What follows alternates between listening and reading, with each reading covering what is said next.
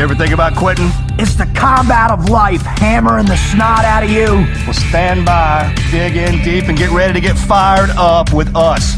Welcome to the Team Never Quit podcast, the #1 podcast that inspires you to fight on. I'm your host, David Rutherford, here with Mr. Never Quit himself, Marcus Luttrell. Our mission is to help you embrace the suck of life, to teach you the values of working your ass off, and to interview the most hard-charging people on planet Earth. We know life is hard.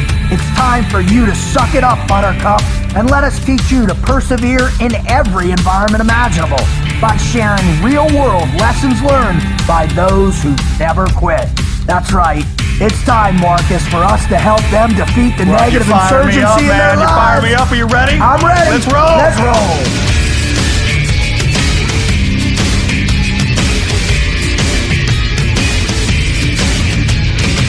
Marcus, I'm telling you what, right now, hands down, the greatest thing you've ever seen in the movies, action shooting. Go.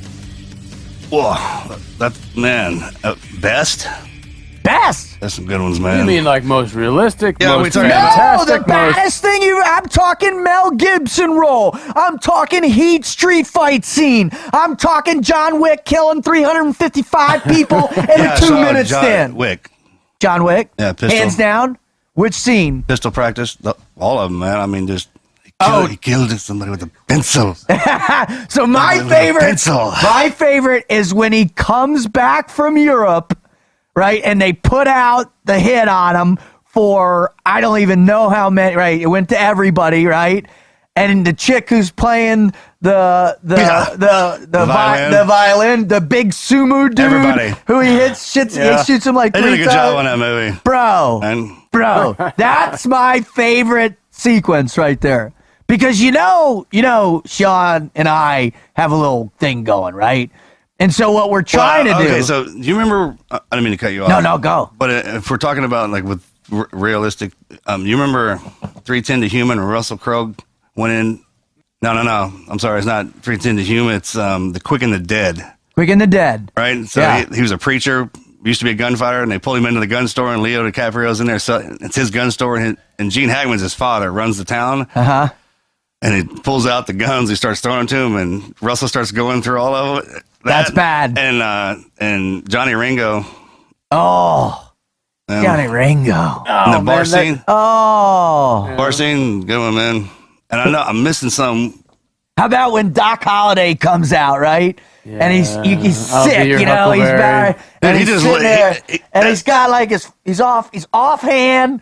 Cut his arm out, and he just, and then he goes, and he's bleeding, he's dying with the whole dude. No, Hickok. That's the way, because he was a cross draw, and he was the fastest man. And I tell you what, though, the John Wick was the first in my mind because it's so recent.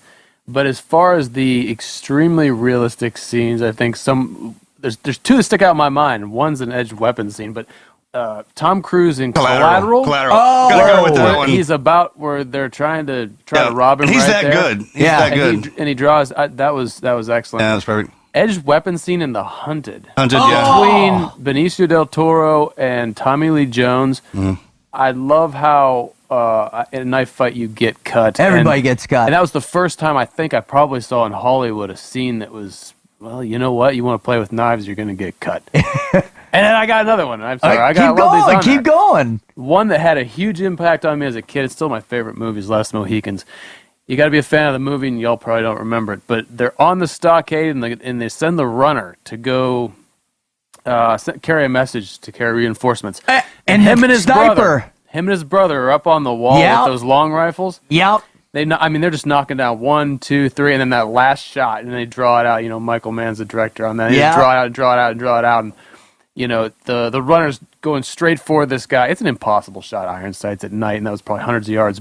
But when you're a kid, man, it's the realest thing in the world. Just like Commando was. The bullet arrives, and it takes that 50 caliber slug to the skull and throws him backwards, just as that messenger is running up on a tomahawk. Yeah. That changed my life. That was it. The end scene I love it. in Open Range with Kevin Costner. Oh, yeah. He walks up, and the gunfighter, the sheriff hired him. He's just like, "You want to kill my friend?" I killed the boy, and I liked it. And there wasn't any more talking. Kasha just starts walking forward, doesn't say a damn word, pulls out his pistol, just pop right in the forehead, dude, and then it's on. Yeah, everybody gets into it. Yeah. Dude, there's so many. So I know we're gonna get burned on one. We're gonna get hammered because we're forgetting a good. Oh, there's ton. We're gonna get a ton of mail on this one. But what I need to know, and from our listeners too, is Shawn and I have a bit of a competition going on. I'm not sure if you guys are familiar with this. It started with a ninja slide in a combat stress test. He did a ninja slide in a Presidente. We were doing range 15. I was like, let's do one of those power slides, but then at the very end of it, I'll fall into you. Which is what would happen. I'm going to scrape my knee up and be like, oh, I'm never doing that again. So the last iteration we did was a hood slide, which, again, I won. Let's not start with that one. It's not your finest moment. I think you won the video before that. Oh, for sure. I was faster. Yeah. I didn't Despite technically. he's got a better slide. I didn't actually do a ninja slide, though. So, but don't tell anybody, Those are right? details It's that don't semantics. matter. It's Are you telling semantics. me Bo and You Luke, still dude? won. Yeah. We did a hood slide. Our second one. I think I lost that one too. But what I need now, gents, is what is the next competition we're gonna have? What is the next dynamic shooting Hollywood position that we should do? What do you think? Hollywood, you got to go dual pistol competition where you're shooting at the same time. That's pure Hollywood. Yeah, with It's the slide, absolute but the nonsense. slide's over a bar. Desperado. You got to do over a a bar. Desperado. Yeah, type, there you go. Desperado's got some good type of gun work. competition. Where we shoot each other? You don't have to shoot each other, but it'd make good entertainment. We'd have a hole in the show. That's not cool at all, dude. Where you jump on the bar and doing the backslide, shooting the target. Oh, on the bar. That's pretty so intense, sliding bro. backwards. Two pistols. Oh, I don't care. Just two pistols being shot simultaneously at something. A la Reservoir Dogs. That's what he did. No, he jumped off the bar. Remember that? Yeah. He jumped off the bar and was shooting up, so you could jump off the bar and land on a mat, and the target will be. Up above us. I don't know. That's I'm pretty, gonna that's go pretty with intense. that's like next level. I need stunt coordinators. Yeah, Yeah, you guys when, would film like in that, have like a Die ballistic Hard, when ball. they come screaming in and Bruce Willis sliding that police car in, the door opens up, he steps out while it's sliding and shoots the. I've actually seen that on YouTube. A couple guys doing that. That's pretty intense. We probably shouldn't. Yeah, no, I'm that not reminds me of gonna- a good one, Marcus. That reminds me of a good one. You guys should just break glass all over the floor, take your shoes off, and do Marcus range told me- drills on broken glass. Dude, Just see who can take it. are you twisted? Are you honestly twisted? I mean, you're serious. That's the Hey, I message. got wants to one. listen to I your got one. opinions. Gary Busey from Lethal Weapon, a helo shot, a crabbing helo shot. Bro, we gotta rent a helicopter. Well, you're the one that you. Oh, there's guidelines. Yeah, I mean, What is this? He asked for our expertise. all right. I don't know. Jump in the swimming, go down the slide. All right, we're gonna do the next one. Will be double pistols at the same time. Who gets the most kill shots? That's what we'll do. All right. He doesn't know that. All right. Welcome to the Team Never Quit podcast. I'm your host, David Rutherford. This is Mr. Never Quit himself, Marcus Luttrell, with the infamous, the incredible, the omnipotent wizard. You do just keep getting better with that. I call love you it. omnipotent. I love it. Anybody's gonna love that shit. Are you kidding me? You just told me to go walk on fucking glass, stuck. and I'm calling you omnipotent. What the hell was I thinking? Holy sweet baby Jesus. All right. Welcome to the podcast, man. If you're a first-time listener, stand by because this show is going to be awesome. We're bringing on one of our own. Somebody's near and dear to me, man. You are going to love Shawn on the show today. If you want to know more, repeat offenders. If you are a repeat offender, We need to address our delinquents. yeah. If you are a repeat offender, we effing love you, man. We can't take enough of you. We love you, and we want to have you back. More and more. Thank you so much. Without you guys, the show wouldn't exist. We wouldn't be where we at. We wouldn't be closing in on 6 million plus Yes, sir. downloads. Thank you. The Kingsman. What? Good gunfight scene in Kingsman. And out of left field. Oh, it's in my head now, dude. That's stuck in there. Like, what's his name? What's that guy's name in that movie? Oh, yeah, it's in there for days. And then it'll zip past there. Like, I got it. No, I lost it. You'll be watching this every night for the next month. Matrix, that was a good. That was Maybe we should try the Matrix dodge. We should shoot at each other and see if we can do it. That's your suggestion, wouldn't it, Wizard? Thanks for nothing. All right, so welcome to the TMQ This is going to podcast. be your biggest video, by the way. It might be. Yeah. If you want to know more about what it is we do and why we do it, please visit our website at tnqpodcast.com, where you can also check out, we have these wonderful submissions from our Predator. Predator, dude. And in that movie, they let those actors line up and discharge. That whole scene that was supposed to be a joke. Really? When the Predator, yeah, it was supposed to be a joke, right? It was? Yeah, and they just started going to town. And they just unloaded. They're just going to cut the jungle down. Yeah, they're knocking the jungle I down. don't think there's been a single platoon that has ever not done that in IADS. Yeah, IADS, yeah. Where everybody gets online and expends every mag left in of their... course. Mm. Oh, yeah. We did that at Fort Chaffee once, and they got that beautiful 280 range out there. Yeah. We would do it, and at the end of every night, the entire hillside would be on fire, dude. Oh, yeah. In the woods on the Enough side tracer there. rounds, yeah. Enough tracer rounds to catch Literally, the you can chop one of those big trees down and use it for a pencil. For a pencil, there's so much lead in it. I mean, Remember the 60s? the 60s. First time you ever hear one of them, that's why you love them. Oh, They're no, late. you don't. Dude, when that thing opens up. No, God not when dang. the 260 gunners are next to you. Oh, no. One moves up to your face and you're a Catching brass. left-handed shooter and it's going ding, And the ding, other ding. one's putting And the brass other in one, your cheek. the one puts brass in my cheek. Thank you, Dave. And Lee moves back behind this ear. So the blast is popping. So I'm going bang, bang. Yeah, no. So check out our listener write-in stories. Great, amazing story. If you've got one, please write in your story, whether it's Heat. God, dude, how did we forget about heat, man? Right? Right. Dude, heat, man. I forgot about Right. that. Great. write in your greatest never quit story about your mom, your brother, your cousin, and everybody you know. Please share this show with someone you care deeply for, someone you know that's struggling. Someone, just teach them how to subscribe on their iTunes podcast. Scarface, dude, when he comes out, say hello to my little friend. dude. I mean, it's a one-time shot. Scarface. God, I forgot about that one, dude. Man. Oh, we have merchandise. Merch. We have merchandise. Merch. Go to the podcast website. Check out our Team Never Quit podcast t-shirts and other merchandise. You will love it. Wear it while you're driving to work. Wear it at car, while you're listening to it, while you got me in your head 24 hours, while you have Wizard hammering me, making me crawl through glass, and while we have Marcus constantly bringing back great movie scenes. If you want to follow us also on social media, go ahead and follow Marcus at Marcus Luttrell. I'm at Team Frog Logic, and the Wizard, man, he's on social media still. It's been months now. He hasn't quit. I've been kicked off or quit. Thank God you aren't putting any crazy political stuff out there yet. You're not going to do that, are you? I don't know where this path will lead. I love it. All right. Wizard, give us a 2-second bio on Shawn Ryan, Vigilance Elite, just so we can get him on here. 2 seconds. Yeah. He's a Navy SEAL. He's here to talk to us. Come on. Navy SEAL, combat deployments. Navy SEAL. He got into the teams pretty young. I mean, like 18 years old. He was a baby. He probably had no facial hair at this point, right? Not even He's through one of those, SQT. You know those guys I remember. like in Buds, like the ones. Was he the youngest in the class? Yes, I mean, by he far. was the youngest Yep. in the class. Yep. He goes through, does 2 pumps, one at Team 2, and I believe one at Team 8, right? These are both combat deployments.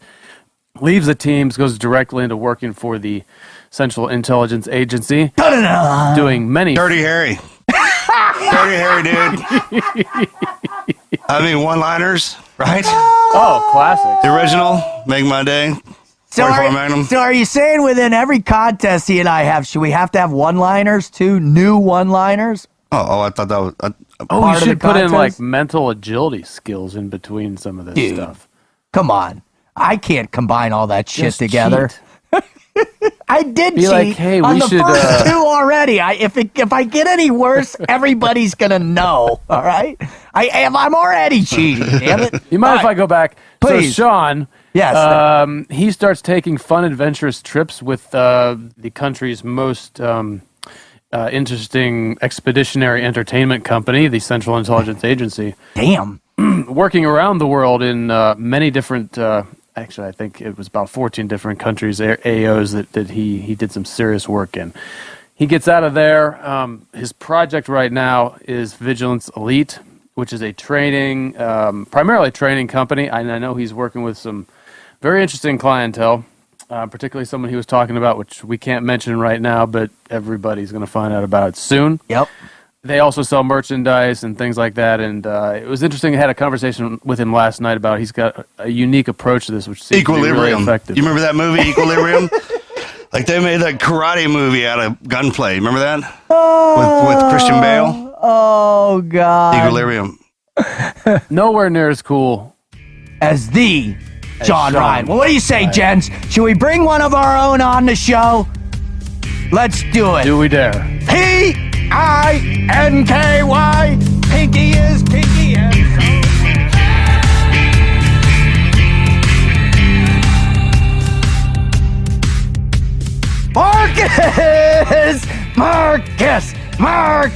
Marcus. What do we have? One of our own. Jinx. Shit! I swear to God, You know knew why I'm onto that? Ax and Annie are doing it. Oh, I heard it from the bedroom. Jinx! my girls I was like, are what? My girls Yeah. are doing it, but they have like 6 things that Jinx, double head tap, Coke. blood get it here, butt it yeah, in if you- Coke. Yeah, I'm like, what? Double back tap. Yeah, Yeah. I'd do that one too, but I beat you to it though. That's so why. insanity, and that's why our children today are struggling. But today, Do they still get to hit each other? Do they hit each other? No, or is are that you kidding too me? violent today? I'd go to child services if my kids started hitting each other like punch bug stuff back in the day. Oh, mine do. Is that Do is that they? a thing? Yeah, you I can't like have it. kids. I like to hear We're that. still I like to raising hear them to be that. kids. So today, bro, not only do we have one of our own, but we have one of our own, man. A true brother from another mother. A true man of the same cloth. A true brother in the fight of positivity. So, you know, when I told you guys he was coming on, man, you're like, yes. And then I said, you know what? Wait till you hear his explosive personality on the show, that you are literally gonna have to strap into your seats and have to hold on to your hats with this guy, Marcus. I'm telling you. He might be sitting over there quiet right now, but I'm telling you, stand by. Like a grenade when you pull a pin. Bro, he is a grenade of positivity. I'm telling you what. So Right what do you now, say? he's got his face buried in his hands, wondering what the fuck he's doing on this show. To be perfectly honest, for everyone who can't see what's going on here. Oh, brother, I love you. I told it it'd be fun. All right, ladies and gentlemen, boys and girls, children of all ages. Welcome, Mr. Shawn Ryan, brother. Thanks for coming on. Thanks for having me, dude. We told you he was a dynamo. Yeah. You love having Mr. Rogers the last couple sentences. I got Welcome to our neighborhood is high intensity, and then it's just like, hey, how you doing? I'm going to start wearing a sweater, right? You know, he was a Navy SEAL sniper in Vietnam. I heard that that. story too. Yeah. Right. I actually pulled up some Mr. Rogers videos on YouTube back a little while ago. Not yesterday, but I don't remember now. But it's not like I remembered it because I always heard that SEAL sniper tattoos down to his wrist. Yeah, kind of deal. no. He's been in public broadcasting since he was 16 years old. That's a in great Chicago. story, though, isn't it? Beautiful. They're coming out with a documentary on it. That's fantastic, man. I love Mr. Rogers. So that'd be a great movie. It'd be Dude. Mr. Rogers' Neighborhood, but then the side thing would be him after the show. He goes out and does kills people. merch stuff. Dude, Dude, that's the movie I want to star Like when in, he walks dude. out of the house, he closes the door, he gets on a Harley, he's tatted up, like, Well, there's a new show coming out, a new movie with Jim Carrey, where he's this big time child, like guy like Mr. Rogers, and then he loses his marbles. oh, really? Yeah, it looks pretty insane. Huh. Anyways, Shawn, brother, thank you so much for coming out, and thank you so much for bringing your pals with us too to capture the true essence of our dynamic interaction. My pleasure, dude. Good to be here. Well, let me tell you. Go ahead. What? I mean, I haven't seen you since what, like 2 days ago? 2 days. You live right down the street. Yeah, right down this. Literally, he lives like 2 minutes from my house, right? And it's like, hey, man, what are you doing? Nothing. You want to come over? Yeah. All right. I'm in Texas. Okay, that's different. What are you doing? Nothing. What are you doing? Nothing. You come over? Yeah. That was literally the conversation on the phone when we were kids, right? We had the landline. What are you doing? Nothing. We doing nothing. Want to do something? Yeah. Want to come over? No, I'll you be come right over. I love it. Well, anyways, brother, thank you so much for being on a show. Now, one of the things you got to understand, right, is we got to get warmed up, bro.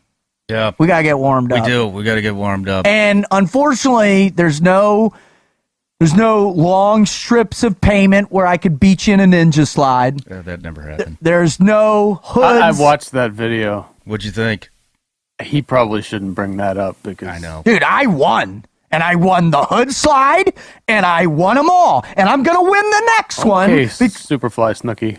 Yeah, the fly! The fly! That part was funny. Fly! The tragic part was his hood slide. Dude, I thought it was technically I thought you were a proficient. Navy SEAL, man. Uh-oh. The forward combat Wow. roll. Did you hear The that? hood slide. Did you hear was like a that? howitzer I across think the it's like bow, a dude. geriatric hood slide. Oh!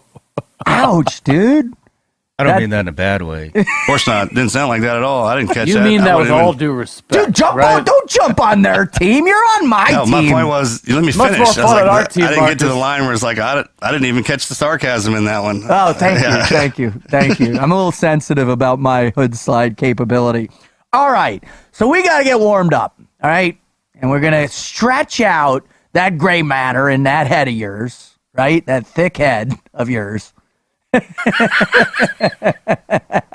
We're going to stretch out your gray matter with the Mad Minute. Now, it's not the Mad Minute we used to roll with at the agency. It's not the Mad Minute of anything like you ever learned in any kind of cool guy interrogation shit.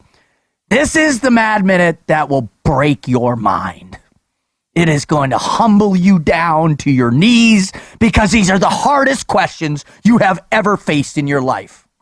Well, bring it on, dude. All right, Marcus, fire away. Favorite superhero? Deadpool. Oh, of course. Ryan does such a great job bringing that dude online. Please come on our show, Ryan. How many times do we have to say that? Please come on, Ryan. I mean, we ought to just That's do always our Deadpool kick when someone brings him up. Ding, ding, ding. The wizard hit the light. Deadpool kick. Hey, Dad, hey, Ryan, you're a great actor. I thought you should have won an Academy Award for Green Lantern. But we're glad that you did. You're doing Deadpool and as former SF guys, if you ever need anything. Oh, that's awesome. Wizard. All right, if you could take any animal and make it the size of an elephant, which one would you choose and why? Oof. Wait, what? That's a new one. That just hurt my brain right there Well, thinking surprise about her. that. A Brussels Griffon. Well, that just broke my brain. I don't know what that is. I just think it'd be fucking hilarious to see. What a Brussels Griffon? Google it. That sounds like a French pastry. What? Yeah, you gotta Google it. Roger that. Bring it up, Wizard. What's that thing Like look a like? furry fucking bat. It's a bat that A is dog, size. but it looks like a bat. That's the size.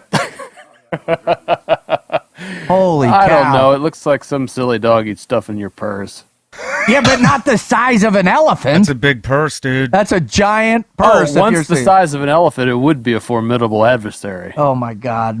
What is happening? I'm going back to an old faithful. All right? All right, here you go. If you could go back in history, anytime, right? Anytime. We got the coolest time travel machine there is. Go back in history and get totally annihilated with somebody for like a day, who would it be and when? Oof. He's going George back. Washington. Oh, nice. Nice. When in his career? Right after Christmas. Awesome. But, he wouldn't drink with you, I don't think. You know what I mean? It'd be cool to be there, though. Right after, when I came back? That's yeah. I mean, That'd be cool. Not during, but cool after. after Yeah. Christmas. Yeah, okay. Check. All right. I love it. Yep. Fire away. All right, brother. If all jobs paid the same, what would you be doing? Ooh. Great question, dude. I'd be doing right what I'm doing right now. See, that's what I said too, man. I didn't even know money was a thing. Yes. Getting paid to be a Navy SEAL was an extra. Yep. $32,000 a year, bud. Oh. 3 hots and a cot, home mess chief. Oh, dude. Deep. What'd they call your pay for living off base? PH. BAH, and I blew every dime of it, and more living in the beach every On time. booze. Oh, right. eight of us got this huge house, so rent was nothing since everyone was in a different platoon or in a different cycle. There's probably about 2 guys at the house at any given time. Yeah, so you had your pick of the litter from the cars. It was a problem when everyone showed up. Because then it was a race to the house. So you got the beds, the couch, then the mattress in the kitchen and stuff like that. But other than that, man, that's kind of what I tell young guys when you come in. Like, man, just put half your paycheck away where you can't touch it, then get a house with a bunch of dudes and be a warrior. Animal house. How many of them listened? No, I Not don't think one. any Put of the them money probably away. not. I was $10,000 in debt when I got out. That's great advice, though. It is I great wouldn't. I advice. followed it. It was good. You did follow that advice? Came out of the Navy. Everything, I'll put you like this. My arrangement was when I got out, I was either going to go to med school or if I met my wife, everything was going to go on her finger and we'd start over together. Really? Holy shit. That's impressive, That bro. is impressive. You've seen her ring. Yeah, it's hard not to see it. That's what I came out of the Navy with. You bought that ring Yep. with everything you'd saved in the Navy. Yeah. God bless you, Wow. dude. That's squared away. That's impressive. That is. All right, Wizard, I'm a real fire man, away. man. All right. I If you saw a were, bumper sticker somewhere. Hey, what? You know what we need to do? that's where I get all my good ideas. Yeah, I saw a bumper sticker. I need to start pressing you, Shawn, on, when it's going to happen here with you and your loved one over there, dude. But we'll talk there. about that All later. right, all We'll we'll talk about that later, All dude. right. I'm the only one sitting over here. What are we doing? He's going to ask you to marry him. What's my table doing? Fire it. All right, if you were standing in the airport at this very moment and an airline handed you a free travel voucher anywhere in the world and you had to use it immediately, where would you go and why? Damn, you guys are on point Immediately. today. Holy cow. You can't go home. You can't pack bags. You just got to go anywhere. Australia. Australia. Ooh, Why? I think I'd go to Australia Why? because I haven't been there. What is it And, about Good place. Australia? I don't know. I just always wanted to check it out, man. Very good. Kangaroos. Like infatuated Koalas. with crocodiles. Oh, dude, why? I You know how deadly my favorite those movie things as are? a kid. Crocodile Other than Dundee? Navy SEALs. You see the second one's coming out with Danny McBride? I did. He's his kid. You see how funny that looks? Oh, man, that's going to be good. Oh, God. Dude, that's going to be good. Wait, so what would you do when you got there? Go hang out with crocodiles, I guess. I guess, man. I don't know what the hell I would do. I guess I'd Go in the outback, go eh? on a walkabout. That's what Australians are Visit going to the walk Steve about. Irwin Memorial. Get stung in the chest. I'm not even going to go there. All right. Let's not. I didn't. I kind of didn't. liked him. I did too. I thought he was great. Liked him, dude. I love Awesome. that, man. It was His great. kids are awesome too. You're awesome. You're awesome, man. No, you guys are You guys- awesome. You're awesome. Awesome. man. Guys, You're that table awesome. love you. You're You guys are awesome. All right, fire away. awesome. All right, brother. If you could call yourself 5 years into the future, what would you ask yourself? Oh, dude. Am I happy? Ah, Yeah, mine was how we doing? Yeah. that's How we awesome. doing? How we doing? That's awesome, man. Yeah. That is a great question. I'd call and ask myself for winning lottery numbers, and then I'd know I was happy. Money doesn't Look buy at you. happiness. I promise I could buy a lot of happiness for $300 Look at million. you manipulating the future, Haven't you seen Back to the manipulating Future? I would have no problem space-time with that. continuum. Have you not seen Back to the Future? Biff gets the damn book. Right? Yeah, come on. It's been played out. We got it already. You can't cheat time, man. Can't cheat time. All right, fire away, dude. I think I saw that on a bumper sticker too. That's All where right, I if took it. you could possess someone's body for 1 month, completely anonymously, who would it be and what would you do? Is this anybody in history or present time? And anyone. In Anyone. history or present, Possess their body. Oh, I already know. make their decisions. You could talk for them. You go where Oh, they go. I You- know. Probably my girlfriend. Oh, wow. Great answer. I'd like to fuck with her. I was going to say, I'd like to sleep with myself. Or fuck with yourself. I want to sleep with myself and I see how sleep good with I am. myself. That's some deep shit. I'm wondering what they really think about me. Yeah. I want to know what's really going on here. I know what you tell me, but I want to know what's going on out ahead of here. Oh, my God. With that movie with Mel, What Women Want, when he could read. Yeah. Oh, my God. That's funny That's as hell. hell. The hip thrust. That'd be hell. The hip thrust. Oh, sweet Jesus. All right, Marcus, last question. It's your turn. It is? Did I Thanks, skip yeah. myself? All right, here you go. What's the one thing on your bucket list you got that you know there's no doubt you're not going to pass up? That I'm not going to pass up. I want to train a movie star. That is, I'm not sure. That's pretty good. That's for a shooting instructor. That's a pretty good bucket list item right there, dude. Yeah. You want to be a movie star? Did I hear that right? You want to be? I train one. You want to Yeah, train one? Just want to train one. Showcase my product Oh, Nice. in theaters. Nice. Yeah. I dig it. Maybe That's the it'll greatest part happen. about having kids. Right? Yeah, man. What? Dump might- everything you are and everything you think you know and about yourself and Into them. and see God, what I happens, see hope what turns not. out. I hope not. At least I hope I do it in a way where my daughters aren't doing keg stands on balconies on the 12th floor of an apartment building in college. Yeah, we all pray for that one. Just Right? Fathers of daughters. Right? It's a little different. You got to axe, man. I can't And sit Hunter, there and Axe Hunter, and Lincoln and Gunner. Well, look at Hunter right now is I mean, an being- intern at the Chive, for Christ's sake. He's not having a good time, is he? Dude, You know what? I know John. Dude. Rose. He Sounds didn't give me an miserable. intern. He gave you one? dude. I didn't. Did you get an intern at the Chive? I didn't even I get. didn't. I didn't get one. that's a good point. Dude, I I didn't even had even him on get our show. He hasn't even invited us up to hang out. I got an intern for you in chest deep water.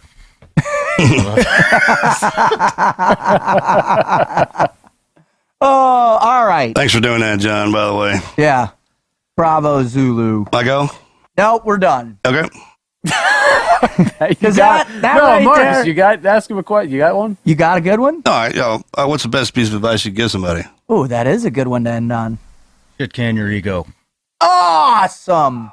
That's a powerful one. Yeah. That's for Or sure. wear somebody else's. I like that. Oh, interesting. What do you You mean know by what I that? There you go. Like find somebody that's weaker than you and walk a day in their shoes, man. Live out their ego. Dude, what's happening to this general side of the room right now? Something profound, some crazy Smells like kind of brain activity. brain activity is happening. Can you catch that on film? I You haven't had guys much getting sleep. that That on? could be it, right? When team guys, that's how we start performing is when they pull our sleep, right? And that's how you Yeah. debate. What happened? What? All right. Where are we? That is the mad. What do you got on that, Wizard? That's like 15 I've got minutes. 11 minutes and 43 seconds. That's what I got too. The mad 11-minute 43 seconds. Shawn, thank you very much for your participation and your profound answers. See Randall when you head out the door. Parking validation. They'll validate your parking. All right, brother.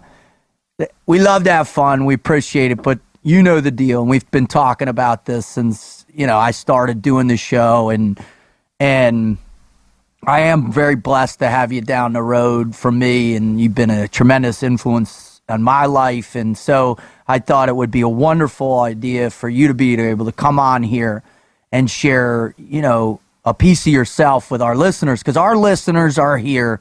They come back because they're all going through something, just like most people in the world. But yet they're looking for something from our guest, that little gem, that little pearl, that little spark that ignites the fire in their guts so they can climb in to that combat of life, start going toe-to-toe with the negative insurgency, and really begin to cultivate the never quit mindset. So, Shawn, my brother, without further ado, would you please share with our listeners your greatest never quit story or stories? My pleasure. Hey, thanks for having me on, man. Like, it's a fucking honor. So it really is. You guys have top-notch dudes on here all the time. And I'm glad you're here. cool. Yeah. But, yeah, I mean, I don't know. Like, I thought a lot about this ever since, you invited me on or, told me you were thinking about it. And I think mine is like transitioning, man, getting out of the, the war zones and coming home and taking that next step. I mean, that's a no shitter. It is, Real, isn't it? Yeah. And you don't think about it until it's right there in front of you. And it's like, holy shit, So well, tell us what it was like. I mean, tell us your time, at the end of your time in your teams, what was that like? Were you like, oh shit? Or were you like, oh, this will be easy?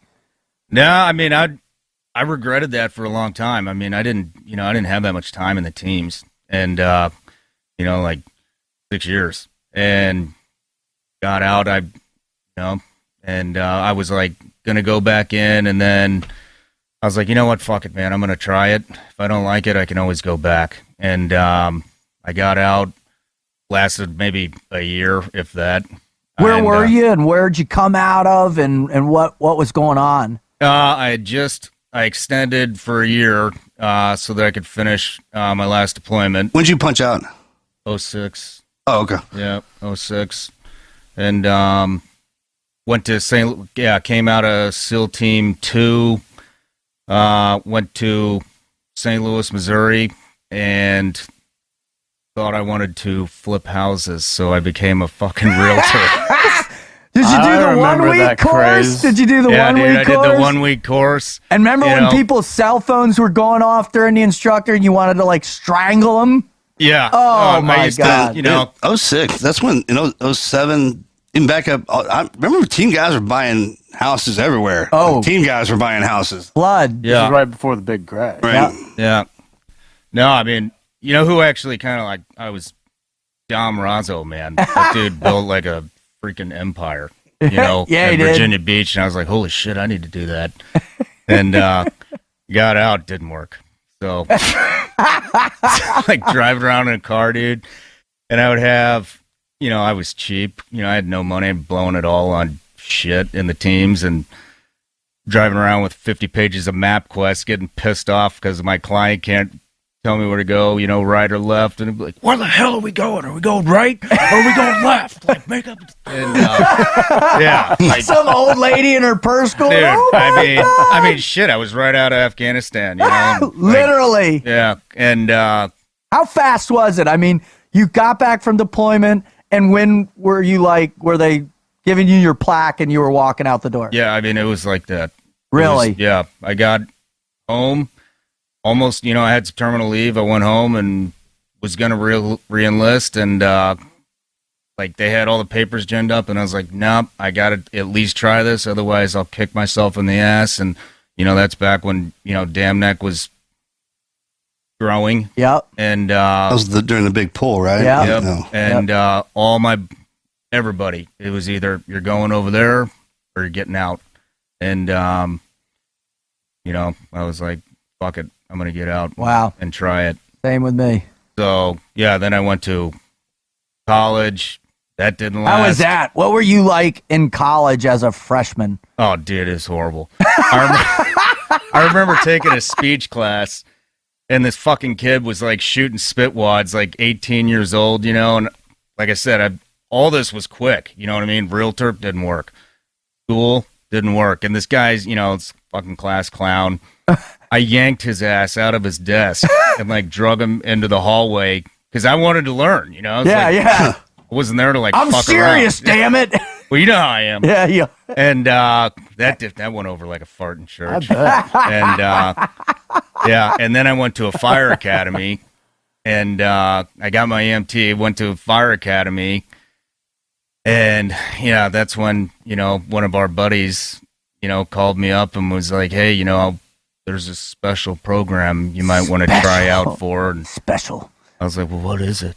He's Like, I can't tell you. I whispered like that too. I can't tell you on the phone. I was like, don't It's pull funny. that. We start talking. It's like the more special, it's like the quieter we get. Like, Yeah. just by nature. Like, what are you talking about? I can't tell you. Yeah, We're collecting all of Uncle you Sam's should really misguided try out for children. this Yeah. thing. What is it? I can't tell you. Like, Well, then I'm in. and that's exactly what happened. I said, fuck it. Let's do it. That sounds great. That sounds good. How much does it pay? I can't tell you. Ooh, Good. That's how And much I want. where am I going? I can't tell you. I'm in. Give me your resume. Yeah, right. What's a resume? Yeah, pretty much. So yeah, and then we know where I went from there. Working for the agency, and did that for like right around 9 years. And 9 yeah, years, bro. yeah, in Dude, and out. I did 2 years and was ready to bail, man. I don't know how many trips? You know, it's like 25, Yeah, 20. it's like I've been. It's over 20. I couldn't when I sat down and like wrote them down once, like all the shit that I could remember, like little things that happened on each deployment, and it was like 20 something. It was over 20. Oh Yeah. my gosh. It was a lot of fucking time, man. That's crazy. It's awesome. It is awesome, Awesome. but that's painful stuff. That's a lot. That ain't team guy deployments either, you know? Yeah, Yeah. yeah. I mean, yeah. It was time to. What was the face the thing? music. What was the thing? Like, I mean, I remember when we ran into each other in 2010, and you had been doing it for a while, and I just remember that animosity you had of, it was like you were on the hamster wheel. And I remember always, everybody I'd always run into, I'd ask, all right, what's your exit strat? What's your plan? What are you going to do?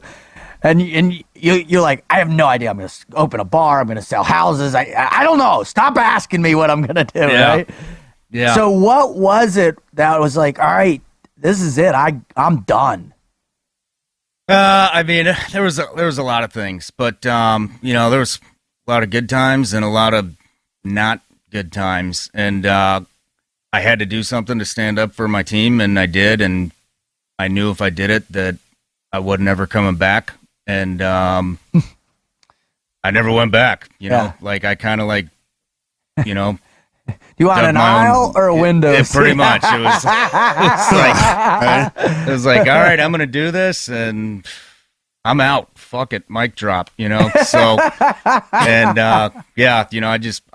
I did not want the option to go back because I knew I would, Right. and this felt like the right time to do it. And Isn't it crazy how the contracting becomes, there's this safety net mechanism of it, right? It's not like, all right, my safety net is I'm going to go sell insurance, or my safety net is I'm going to go work at Walmart. It's like, no, my safety net is I'm going to go be a contractor.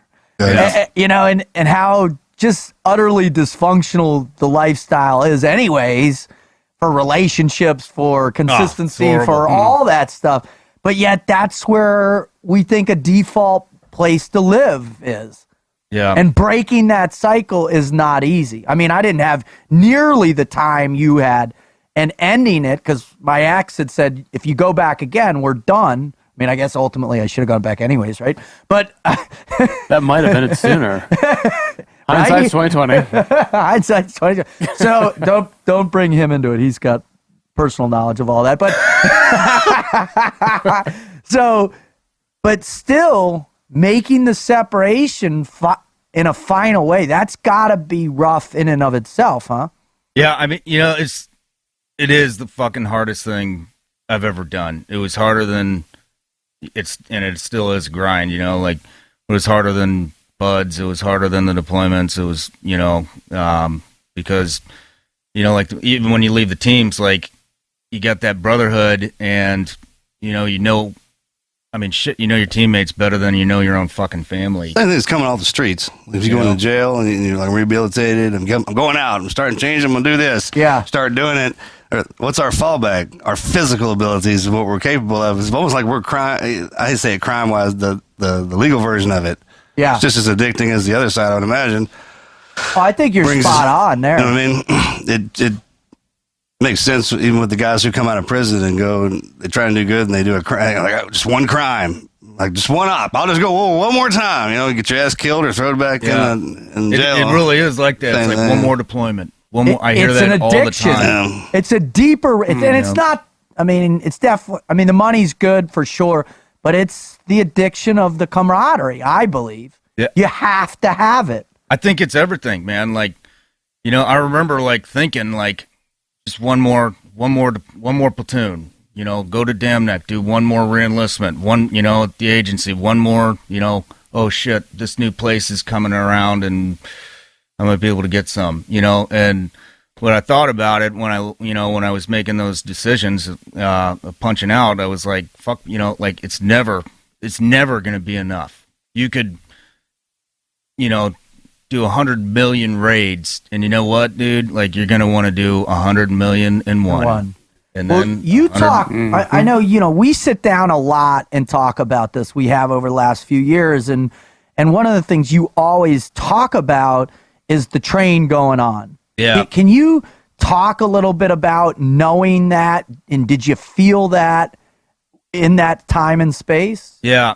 I mean, both when I left the teams, you know, and, you know, the agency, like I got, you know, I remember getting out of the teams and buying my little house in St. Louis, you know, and, you know, you still try to keep in touch with those guys. And, Who? you know, yeah, you know, it's like, I remember talking to them and they're like, yeah, dude, last night we just got in a fucking gunfight. And like, I was like halfway through my last mag, you know, with 0 frags left. And I'm like, man, like you know, like it fucking eats you up. And, you know, same, you know, and the worst part is as time goes on, then the conversations are shorter. What are we doing? And then and then there's I nothing. know, you know, you want to, you're exactly right. You know, and you know, And you there's got to nothing. realize, like, that's what I say, like, you know, that fucking train's gonna roll with or without you. You know what I mean? It's designed to do that. Thank and God. It's very effective. That's you by know? design. It is by design. Like those guys don't, you know, come back from the op and, you know, like you were saying last night, you know, like, Hey, where's Rut? Yeah. Hey, let's Oh, call man. Rut and tell him how awesome it was, right? yeah, you know, It's it's basically the come down from the rush. You know what I mean? Yep. And you weren't there for it. And, you know, you like the quicker you come to terms with that train is leaving without your ass, you know, those boys have got a job to do and they don't fucking need you anymore. It's the And, one thing as Navy SEALs we don't get good at, yeah. No. walking away. No. How can you? No, you can't. That's not even in the program. It's- Like we never trained for defeat. There's insertion, extract, and not the defeat. Well- Just like we don't train to. And we talk about this all the time, right? They do such an exceptional job at programming us for being on the line. Why would they ever want to program you for coming off the line? It's not their job. It's not their responsibility. And it would be a detriment to the capability of the mission. Unfortunately, you do that much, you change a human being that much. And I say this all the time, if you teach somebody to walk 1,000 miles into the forest and you don't teach them how to walk 1,000 miles out, you've got one wandering, lost son of a bitch in the middle of the forest. Yes, you do. So tell us about that process. When you were done, you knew you were done, that was it. What happened? I mean, dude, I mean, like I had no plan, you know, I was like, well, shit, like here I am, you know, sitting like with nothing to do, you know? So, you know, I was already, you know, pretty much an alcoholic, you know, I couldn't fucking sleep, you know, I ruined all my family relationships. And so I was pretty much just a boozer, dude, you know, and that doesn't even mean going out partying anymore. I was kind of done with that. And so it was pretty depressing. I'd sit in my house and drink and do like bullshit house projects. And then, you know, a real good friend of mine that we both know got out and, you know, he was in bad shape. And that became like my fucking purpose. You know, I had no purpose and That was your new mission. that was my new mission. And, Now I remember sitting there that day when he got close and we were all together at your table, man, and I saw it and heard it in your voice when you called me. You're like, "Hey, man, you know, come on over. And I remember being there, and it was like there was some life back in you. Yeah. And, but, you know, to be honest with you, like, all that did was just, I wasn't paying attention to myself and what I needed. And it was all, you know, I dumped all my energy into, you know, my buddy. I mean, that's what we're fucking trying to do, right? You know, take care of each other. And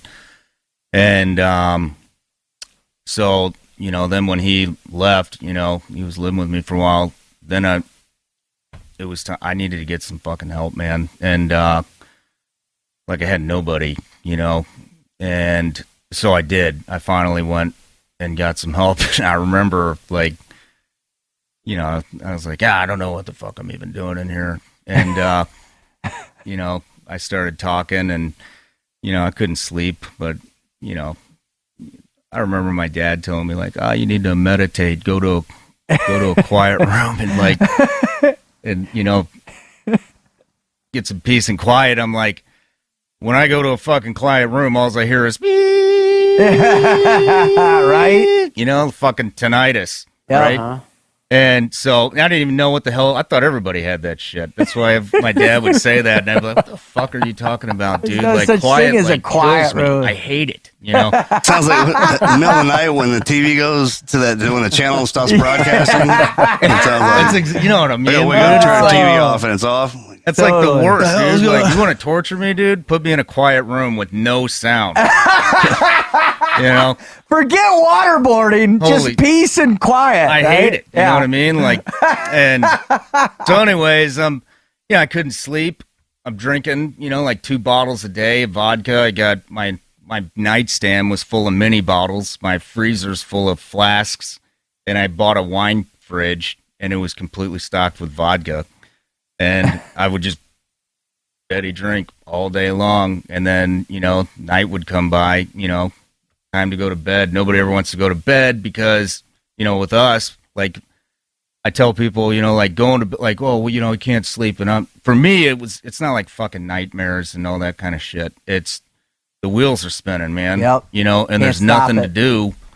And so I tell people, it's like, when you break up, it's kind of like, it's not the same, but, you know, like when you break up with the, you know, with the chick that you love or something, and That pain. you go to bed and there's nothing else to think about. There's nothing else to do. And it's like that for us. Yeah, the way I try to explain it, is I'll watch a movie that I've seen 500 times, but it's a good movie. It's coming on at 2 a.m. when I'm supposed to be going to bed. I'm like, I got to watch this. Yeah. Dude, Do you have a movie that puts you to sleep? Oh, man, yeah. We were talking about this yesterday. Melly won't even let me watch Big Lebowski anymore because of the telephone scene. And then I have my nighttime movies, too. Yeah. John Wick, you know, it's pretty weird. What's crazy is American that Psycho. that puts you to sleep Yeah, I go to sleep to Right? American Psycho and because you watch them so many times on the deployment. Batman because they're dark Yeah. movies. Yeah. Snatch, stuff like, you know, yeah. So when I got married, when I first started going to bed, I'd put that on. And Melly's like, no more war movies, no more killing, no more Jason Bourne. Now it's Nemo and, you know, crap like that. Dude, mine's Harry Potter. Yeah, Is it Like, really? no bullshit. That's Morgan's is Harry Potter too. And Pirates. No like, shit. Only the first one. yeah, the first one. Only the first Yeah. one. And it puts you out. Dude, I watch it every night. And the Matrix, the first Every Matrix. night. Holy shit, that's interesting. I don't know if, like, you know, I don't know what it is, if it's the sounds or, like, the way the TV flashes, because it's kind of a dark movie, you know? That's what it is. And it's The just like- patterning, the neural patterning that it triggers elicits the melatonin dump in you and then triggers sleep and relaxes you. And now that you have it conditioned, it's the way you do it. I mean, you know, everybody talks about recovery and how critical sleep is.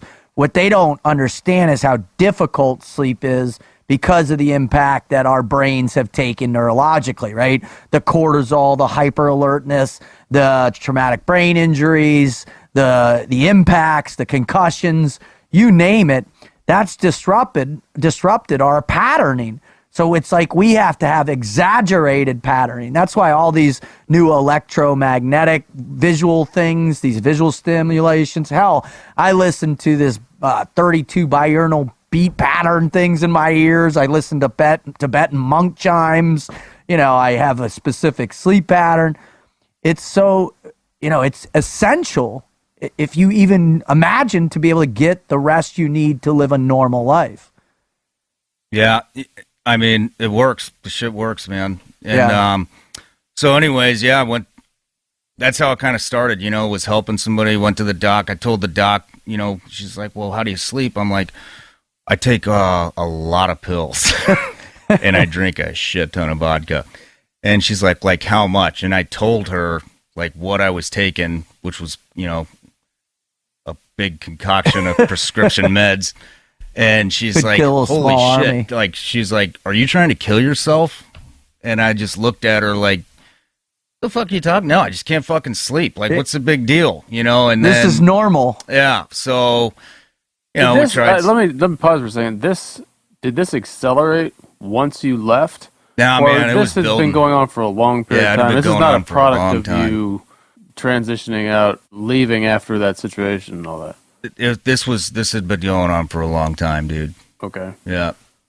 Yeah, it had been going on for a long time. I think it's prevalent in way more situations than a lot of guys, are comfortable openly admitting. And thank Yeah. God now with our show, some other shows out there, I know, a lot of guys that have shows are really trying to shed light on this cultural reality for us. Yeah. And what I love about it is it's no longer demonstratized by ourselves, right? We're no longer it's not a victim mentality per se. It's, hey, we were in a bad way and this is what we were doing. And now we're figuring out how to get help out of it. For me, that's the greatest thing I'm seeing. The challenge is there are people that still aren't going and calling up a psychologist. Or if they go see someone one time, they don't get that strong rapport or connection. That's it. They're done. They stay in the dark room. They stay wherever. But hopefully, with stories like yours and ours, people are becoming more open to talk about it. Yeah. So how? Yeah, how I didn't did- think it was a big deal. I wasn't sleeping because I was trained not to sleep. We're still young, and I still operate during the day with a couple hours of sleep. So, Yeah. and I think the problem is after a long time doing that, Killing it's yourself. catching up with you. killing your Literally. brain. Literally. So Killing yourself, when yeah. did all of a sudden you're like, all right, I got to change? Well, No, wait, I mean, before you go into that, why were you drinking so much? The elephant in the room here is why were you drinking so much? How did you get yourself into this position? I think any listener is going to be thinking that. Why are you there? it gets bred into you, man. Like, you're out there operating, you come home, you jump on the bottle, and it, becomes part of the culture. And it spiraled out of control, way out of control. That's fair enough. And So when did it working with your doc? When did it because I know for me, when I started working with psychologists last year and a half ago, right, in the midst of my divorce, man, I was able to ask questions that I'd never asked before and get answers that was enabled me to reevaluate why I was doing the things I was doing. Is that what happened for you? it's definitely like a slow but steady progression, and I just started cutting, we started working, like one step at a time, like it was, well, let's cut all your concoctions out of, and then we got that out, and then it was toned down, like I cut pretty much hard alcohol out and switched to wine, which you already know. Yeah. And Noir, baby. Yep, that's it. And and once I did that, once I was able to slow that down, like your productivity just goes through the roof. And at the same time I was dealing with that shit. I mean, we're talking, years. Yep. And but I found a new purpose too. Like it wasn't just, I'd done everything I could for my buddy, and then you already know, like all the guys, that Well, helped. this is something that I was really looking forward to, and I was hoping that you would pivot, because we do often talk a lot about finding the mission, right? Every guy that we've had on, from Matt Best to Vincent Vargas to, you name it, any one of the people that have, dealt with this stuff, it was finding the new mission.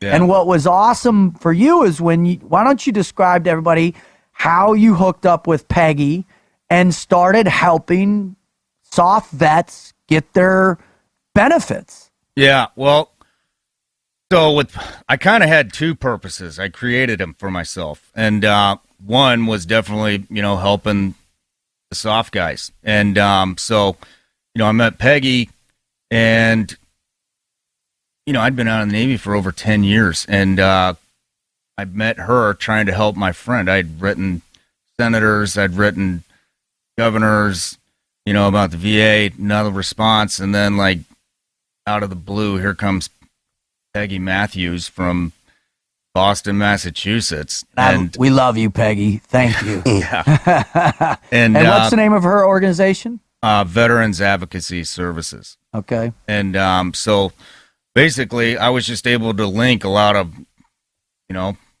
power players together, important people that have, were helping me, and created the most powerful damn veterans VA benefit nonprofit in the country. And how many total guys before you started, having to be pulled away because of your new business and all that? Do you know what those numbers are? I mean, I remember you lost count after 60 some or something like that. It was everyone I knew, man. Wow. Everyone. It was hey, you want to help with your VA stuff? And then it was boom, boom, boom, boom, boom. And now, dude, if you the people that don't have what they deserve is astounding. Yeah. 9 Medal of Honor recipients. 9 had nothing. Had no VA benefits. Yeah, I remember seeing a guy at the SEAL Museum. No legs. Didn't have his benefits. Are you kidding me? No, why no is bullshit. That? Because why is this happening? I mean, it's the VA, man. That's what it is. They literally do not give a shit. Have you ever stepped in one? The doctor. I remember the doctor, evaluating me. They didn't even know what a Navy SEAL was. Same for me. They're like, well, why didn't you go to medical? And it's because I was on a fucking operation. Well, what operation? Or what do you mean? What's an operation? Are we fucking done here? You know what I mean? Yeah. Are you kidding me right now? You do realize we're at war, right? And so anyways, But that's the beauty of Peggy and what she represented. She knew how to navigate that system to where she could help us. I mean, she was, honestly, bro, I've never looked at you in your face and said thank you, but thank you so much for connecting me, because she was able to just help walk me through, and is still walking me through in a way where it was never really too frustrating. I mean, obviously going in and getting evaluated by people who never knew what a Navy SEAL was and all that is one thing, but I always knew that Peggy was there to help. And so one guy became 10 guys, became 20. When did you know that this was really a powerful thing for you to stay away from the demons and the darkness? I mean, it came to a point where I had helped so many guys, get what they deserve, that I started, as much as I hate to say it, I started getting resentful. And, wow. Guys I hadn't talked to in 15 years, are like, what's up, man? And I know, and they deserve it, but you start getting that feeling of being used. And I fucking hate that feeling. Yeah. It's the worst feeling in the world. And, we had been talking, and then, I jumped back on the bottle, and, I woke up, dude, in my bed, and my whole fucking house smelled like gasoline. And I was like, what the hell is that shit? I was hungover, and I go downstairs, and, there's my gun, loaded, ready to roll on the couch, and my clothes are down there. And I'm like, where the hell is this gas coming from? And I go try to open the garage door, and the fucking, the handle was hot to the touch. And I remember, I was hammered, dude. And I remember like, holy shit, like something's going on in here. And I remember thinking like, if I open the door, I'm going to be like blown to smithereens. And I didn't give a shit. So I just opened the fucking door, and there's my car running in the garage. And I'm like, all right. So I went in, and I'm like, holy shit, like I gotta, my fucking gas can melted, dude. Like, no bullshit. Like the gas can like melted off, and then like the little bit of gas that was left was dripping onto the fucking exhaust. So how that didn't go up, but whatever. So I opened the door, aired it out, and when I looked in my car, my seat was like reclined back, so I'd obviously, I was ready, dude. And and then I fucking texted you. Yeah. Like, and I'm glad you did. Yeah, I texted you, and I was like, holy shit, dude, like, this is where I'm at right now. This is what happened, and you're, then we talked, and that was like my real turning point. I was like, fuck, dude, like, what the fuck was that shit, and never looked back. And then from that point forward is when my business and everything like really started taking off. Like, I was like, I'm never doing that again. I made a promise to somebody I would not drink vodka ever again. And I've held it. And so Vigilance Elite was born. And out of the depths, right? Yeah. Out of the ashes. Yeah. So, well, I'll tell you, man, when you get those calls, and anybody, that's listening, and you've gotten those calls, or you've been there yourself, because I've been there many times actually with you in that same space. And when you reach out, because that's the hardest thing, right? The hardest thing there is to do is actually reach out and say, hey, I need help, especially for us. yeah. But one of the things we're seeing, over and over and over and over again is our guys just not reaching out. And everybody's just like, hey, dude, hey, man, if you're in a bad way, I'm here, man, and that doesn't always work. And so it really is a testament to your strength that you did. And I think once you did, it opens the doors to be able to get perspective and gain a new outlook that ultimately can help you start charting a new path, and a path that serves you to a certain extent. Because I remember we talked a lot about, hey, man, you got to get yourself good now. Yeah. Yep. And you were right, but I mean, shit, dude, like at first I didn't even think there was a problem. You know what I mean? Like, I really didn't. And then, all the lead up to that. And then that was like the point where I was like, fuck, dude, like, I got to get my shit together. That's another great thing about our generation and our war, man. The last generation, their war was so bad, and they got treated so bad coming back. Well, the way we were raised and how much, because we were raised together and we love each other so much. So when our wars kicked off, we were young, right? And we've been fighting forever. As guys started to rotate out, they were rotating into that same blackness that the Vietnam guys. But check it out. As that progressed, we got sick and tired of that. And since how much we care for each other, we've collectively started to go. It's like going through your own buds and your own hell week by yourself. Yeah. Right. But everybody's going through it. But for whatever reason, we don't get a swim buddy or a boat crew back up. But now what's happening through all of this, right? I like to have to go back through our own hell week. Yeah. All of us have made it through it, and now we're set. We're out. We've established ourselves, and we're building that community back up. And later, when the guys are poking out, it won't be that big of a deal, I don't think. I hope not, and I think you're spot on, man.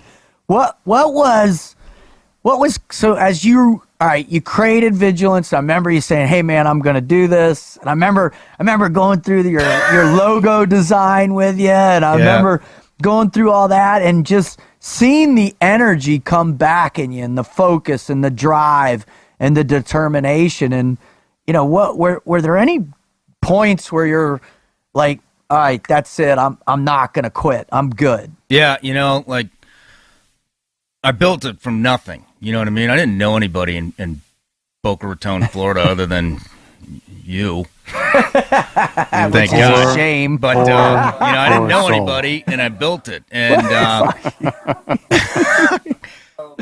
so what motivated it was a real purpose. What the whole like thing that started it. I didn't want to get out and teach classes, but I saw, shit. We had Paris, we had Fort Lauderdale Airport, we had Brussels, Yep. we had London. It's like active shooter, active shooter, active shooter, active shooter. And, there's a lot of cell phone footage of that shit. And you watch it, and I've, like, realized, like, holy shit, like, the American people, like, do not have any clue how to act or what to do when that shit happens. And I was like, somebody's got to, like, start putting some shit out. Like, this is ridiculous. They don't even know what fucking cover and concealment is. They don't know what dead space is. They don't know what to look for. Life-saving concepts. So, Vigilance Elite, so that's why I started it. But how do you sell that? Well, it's, you can't. You can't package like a mindset and sell it. I mean, at least I don't know how to do it. You're great at it, but I'm not. So I was like, well, what the hell? What does everyone want to see? Navy SEALs and shooting guns and shit, right? So I started teaching classes, and I got real good at it. Like I'm a good teacher. And so the turning point to get to your question, you know what that means? It means your craft. Yeah, Totally. Yeah. Totally. I mean, it's awesome, when you take a 55-year-old mother who's never held a gun and she's shaking, and you like have that ease and the patience to help her and not scream at her like we were taught, and and the next thing you know, she's doing 25-yard shots, and hitting 75% of the time.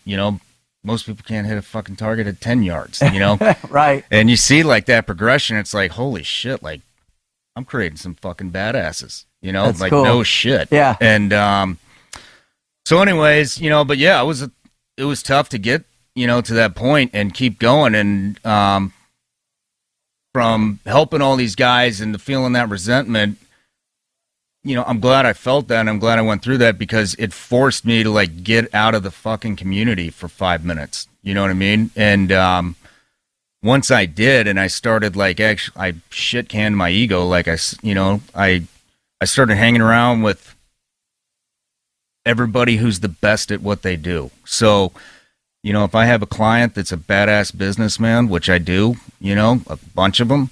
And 2 of them in particular, like, really have helped me, And I remember one of them said, I was asking for business advice. I'm a sponge, man. Like, if you're going to put out information, I'm going to fucking listen, because it's going to make me better, And I remember him saying, just don't quit. And I'm like sitting there like, heard that somewhere. This fucking dude like tells me not before. to quit. Like, holy I think there's shit. a team out there. Yeah, right? But I mean, how many times have you Thank heard you, that? Marcus. No Right. shit, like don't quit, And Right. I'm like, holy shit, like, well, I'm like the fucking king of not quitting, and so I didn't, like I was just like, well, shit, that's easy. I've been doing that my whole life. And so I just, there was a lot of times where I had more instructors than students, I was paying to teach courses, and I was like, fuck it, I'm just going to do it. I'm just going to do it. And then, now it is what it is today, which I put a course up and it's gone in 24 hours. That's awesome, bro. And, now I'm shooting with freaking Taryn Butler, in Los Angeles, and Corinne Mosier, and, I'm here with you guys. The best shooters in the world. I mean, it's, the people you meet, if, when you have that drive, it's awesome. When you can, the coolest thing, man, is like, I can only appreciate people that are the best at what they do. And when you have that mutual respect, whether, it's a freaking billionaire or whatever, I don't know, whatever, when they're the best at what they do and you're the best at what you do, and there's that mutual respect, like, there's nothing better than that. There's no shock like, oh fuck, dude, you're a SEAL. There's, oh shit, you're a billionaire. It's just that mutual, like, can we just cut all this bullshit and talk like human beings? Exactly. Yeah. Well, you become the most proficient in your own skill set, and when you're standing across somebody, that's the equality, right? Yeah, and equality, great word. It's that you're at the apex, and they're at the apex, and I think there's an unsaid mutual respect and appreciation, because you both have that drive. Yeah, it comes with you understand what it takes to actually become good at what you're trying to do. So it has to be that way in something else.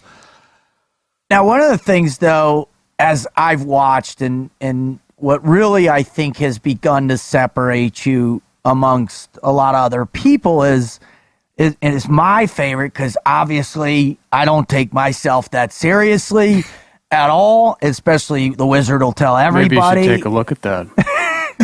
Such an asshole, but it's true, and so I love that aspect. I love to be able to look at life and say, "Hey, stop being so serious." I spent so many years being so serious that it contorted my perception, right, of myself, of reality, my world. So I'm done. I'm not doing that anymore. I want to enjoy every day I have above dirt because it's a blessing.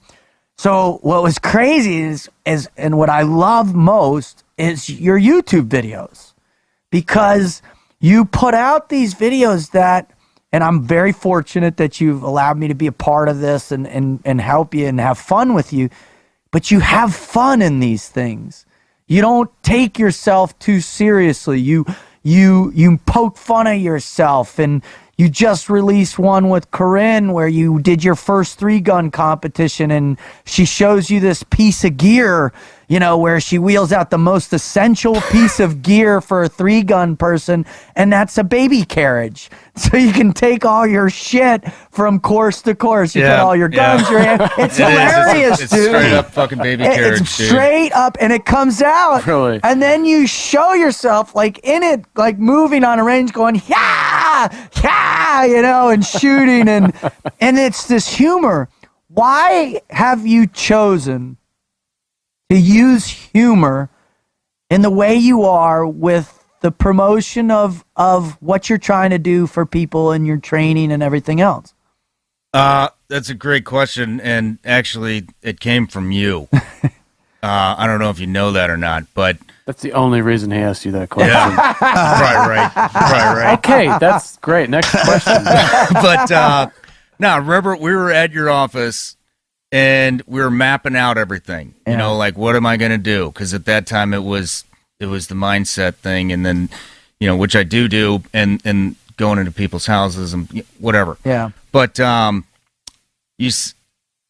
was looking at everybody that was doing this shit, and I was gonna be just like them, a fucking hard ass.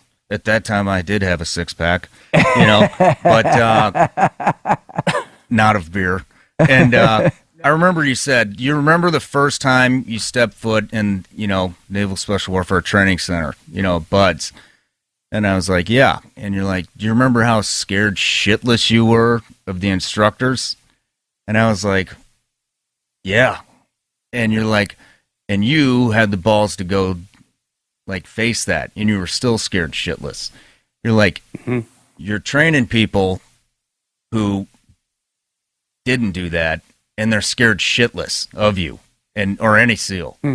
And I was like, holy shit, man, this crazy motherfucker actually has a point. And I was like, he's right. I was like, holy shit, dude. I remember being 18 years old, scared shitless. And so I really took that to heart, and I wanted to be approachable, So that's what I started joking around, and then it turned into what it is, shit canning that ego like really helped too. I mean, it's okay if if somebody's military career is more impressive than yours is. Right. Like, I can look at Marcus right here and be like, fuck, dude, like, not even close. Yeah. You know what I mean? Like, not even close. I And do that's it every fine, time. dude. Like, like, I'm comfortable with what I did, and there's plenty of people who've done way more shit than me, and Trust me, that applies to me too, cowboy. yeah, but you know what I mean? Like, Yeah. it's okay. Like, and you know what, dude? Next year, there's going to be another handful of guys that have done shit way cooler than the guys that are in right now. Exactly. You know why that is? Because that's what brought us in.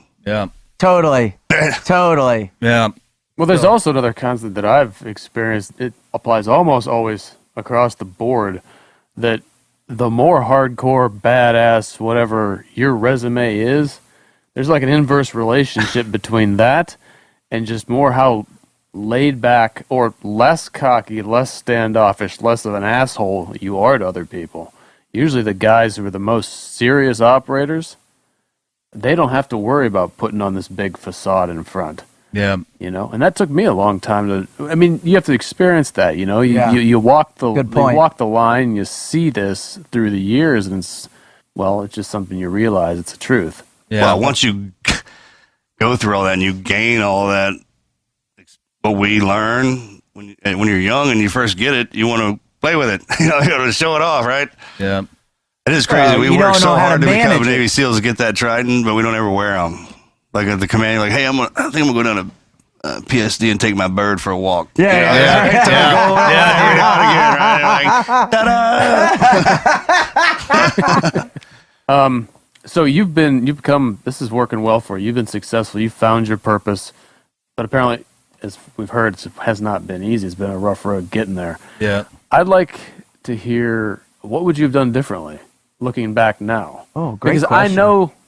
I know there are a lot of people listening to this right now. They're identifying directly with your situation as you were describing it prior to discovering this purpose. So if you were yourself back then, what would you have done to skip a lot of the hardship and difficulty you put yourself through? Great question. You know, I'd love to tell you, like, something that would have avoided all of it, you know what I mean? But for me, like, I think I personally, like, I had to go through that shit to drive it home, you know? And I don't know if I would change anything, man. Pain. Like I had to go through it to get to where I am. And, Like, you know, I guess if anything, I would have just done it sooner, you know? There's just, you know, like, I would have got, you know, went and talked to somebody a little bit sooner. I would have put the bottle down sooner, you know? And I wish I would have realized, you know, it's bred into us, like, you got to take care of your buddies, you know?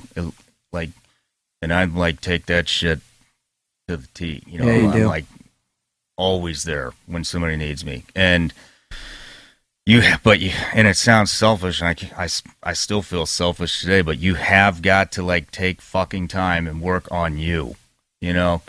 And I wish I would have done that a little bit sooner, rather than taking care and helping and immersing myself in everybody else's problems and issues. You know, I should have taken time for myself, and you know what I mean?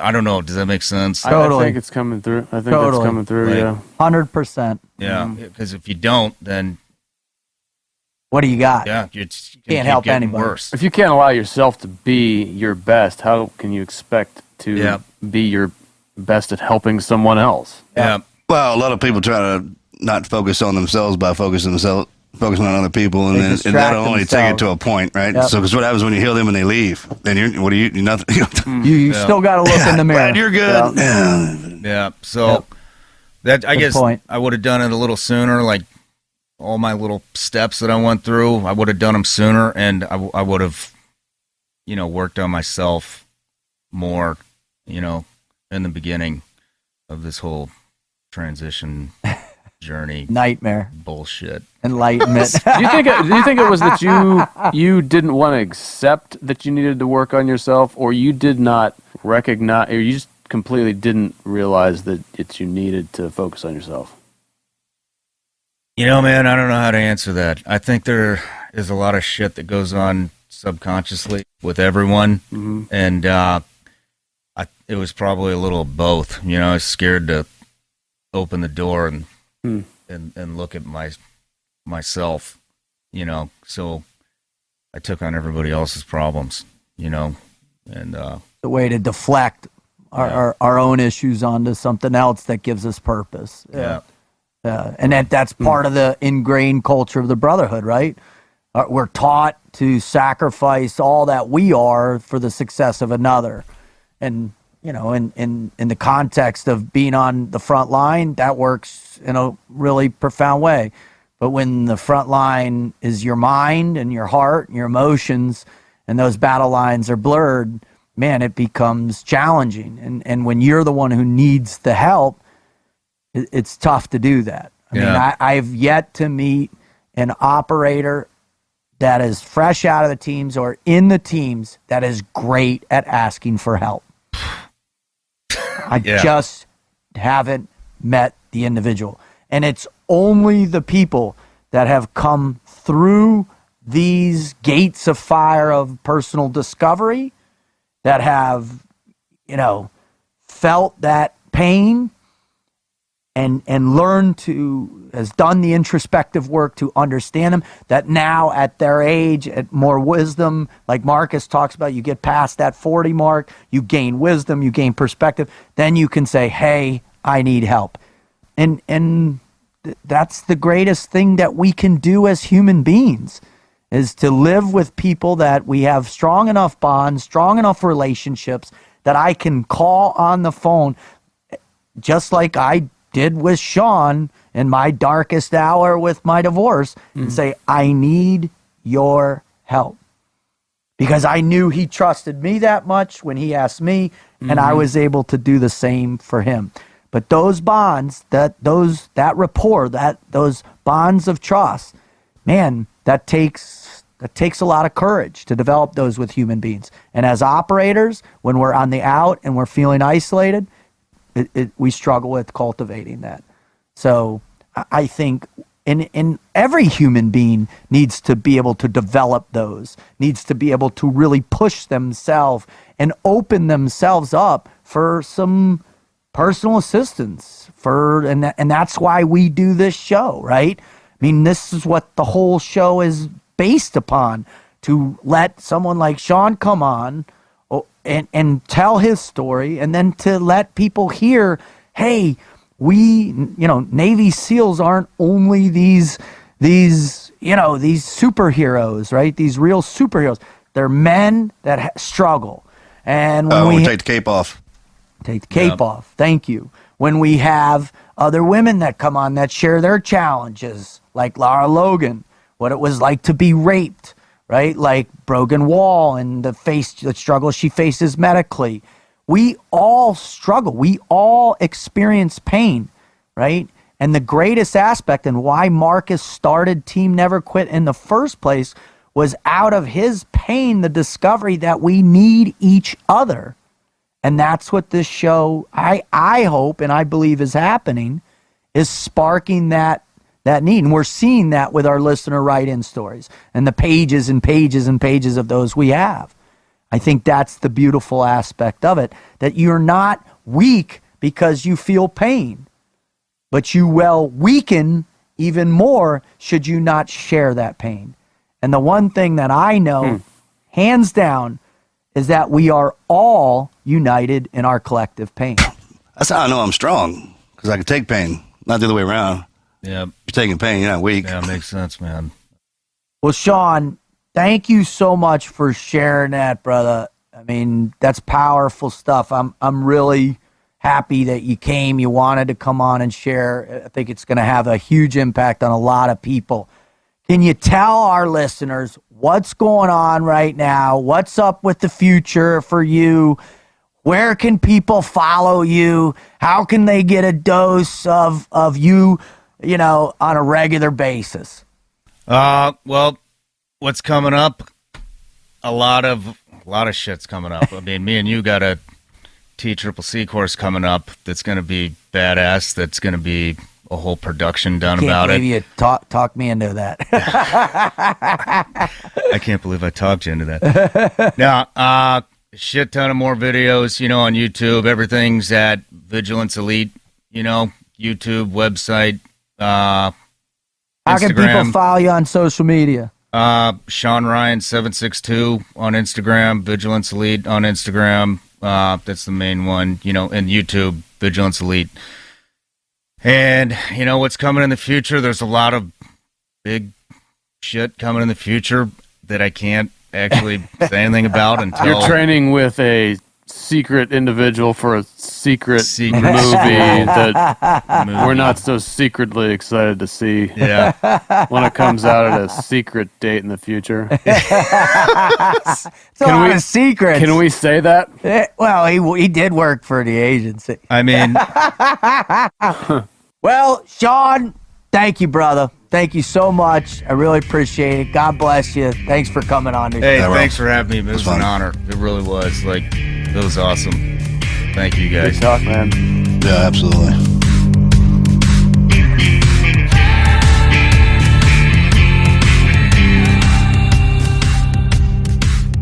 Brother, what I love about transition stories, and especially guys that have the courage to come out and talk, is that they're still sitting here. They made it through, right? They endeavored to persevere. They were in the hole, they were in the darkness, in the abyss, but yet they came out of it. I was like, sometimes you drop down in that cocoon, right? Just stay in it. Some of it's longer than others before you figure out we're on the wrong side. When you break out hard like that. I mean, especially with guys like us because of how high tempoed we are, and then we shut down to that zero drive, and it's just kind of like gets stagnant for a bit.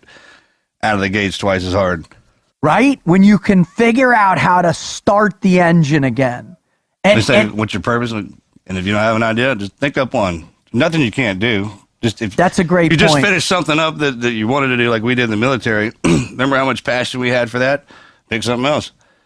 And then get into it. Start all the way over and be excited about doing that. Like, I don't have any responsibilities. You know what I mean? You're clean slate. Yeah, it's actually supposed to be a relief when you don't have any responsibilities. For us, it's depressing. Right. That's why you get up and make your bed in the morning, you shave, you work out, you keep those routines till you find something to fill the big breach that our overall the purpose. Right out. It was funny when I was doing the research on developing my speech live with purpose. It's like, all right, where do you start, right? Where do you begin? And so I started, obviously, with Purpose-Driven Life by Rick Warren. And then I started, I read some other big-time writers and philosophers, and you read some biographies about people that had, and there's never one concise way to start finding your purpose. Right? It's all usually about individuals being inspired to go after something that's bigger than themselves. And so what I always say to people is, hey, if you're not sure what your purpose is, just go serve someone else, right? Just start there. Go work at a soup kitchen. Go do missionary work. Go help somebody start a business. I love the whole sense that once that purpose has been discovered, you're catapulted, right? You're shot out of a cannon towards this new journey of discovery, right? Just like you were before. And you're preconditioned to experience deeper levels of pain. I just wanted to say that this really has become like a predominant topic on this show. It's been coming up more and more frequently. I think if we had to pick one singular never quit topic, this is it. I mean, you look back at people like Brennan Schaub, if I just go through, you got Brennan Schaub, Jose Sanchez, Rocco Vargas, Evan Hafer, Dan Crenshaw, Mike Ritland. It just goes, there's big stories of transition in here. And like you guys just said, it doesn't come in the same form. And we just heard a slightly different way that it came to Shawn. And it made me think one of the ways that I don't think we have heard is just sitting there in a dark room thinking about what should be my purpose.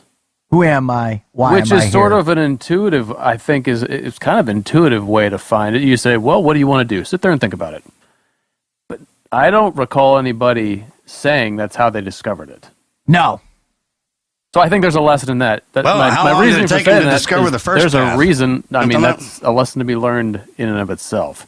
I think you need to take action and go out and discover it outside yourself. Let it come to you. The journey of purpose. What were you saying, Marcus? Like, well, how long did it take you to figure out your first purpose? Didn't happen when you were born. Didn't happen in junior high. It took a while.